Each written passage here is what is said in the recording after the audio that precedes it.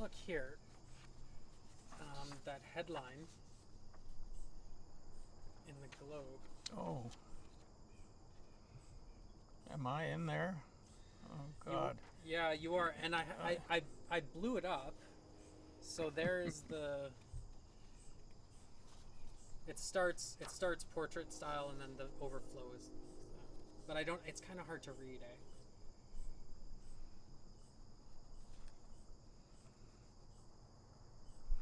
yeah, I Can you read a yeah, I section? can read it. Yeah, I just a can read it, section. and I'm not going to read any more of it because I have an idea of what's going on. I'm not sure what I was talking about. I think I was. I think I was taking a swipe at judges. I was trying to say, you're not doing your duty. Uh, the handling of criminal behavior is your jurisdiction. Our jurisdiction is people who want to talk to a psychiatrist. And I think that's what I was after. And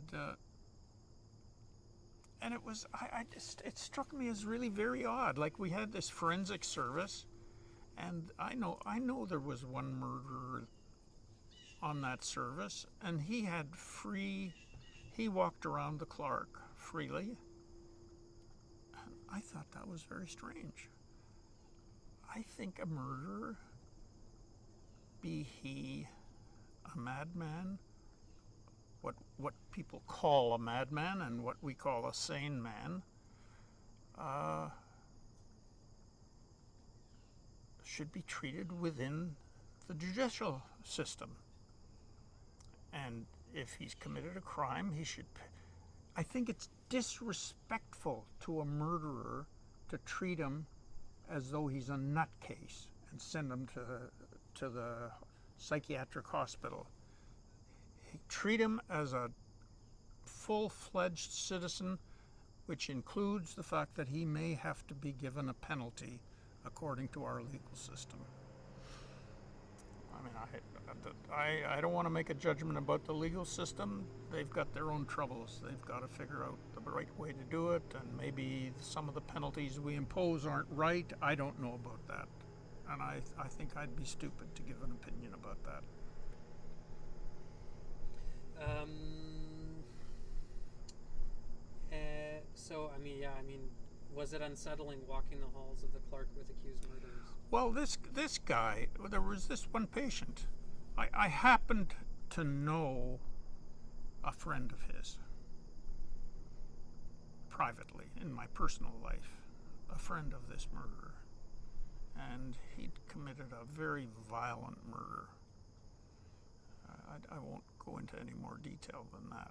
And yes, I thought this was strange that this man was walking around in the corridors of our hospital, and just a couple of months before he committed this really vicious murder. I can't tell you any more about it. I don't want to identify him. He's dead now. I know. I happen to know that he died. But Yeah. I mean, if the right thing to do is to penalize criminals, then I think they should be penalized. I don't care who they are. Whether they think they did it because they're Jesus Christ or not, to me, is beside the point. If someone is sick, yes, then they should come to a doctor. And that's a terribly confusing problem for psychiatry and people who make use of psychiatry, because it is not clear that our patients are sick. However, our patients are in trouble and are often unhappy, usually unhappy, and people have often always gone to their doctor to talk about their troubles. So I think, yes, we should take their troubles very seriously. And if we can be, if we're untrained or are busy and don't have time to spend a lot of time with unhappy patients, yes, maybe they'll just reassure a patient or give them a few sleeping pills or something.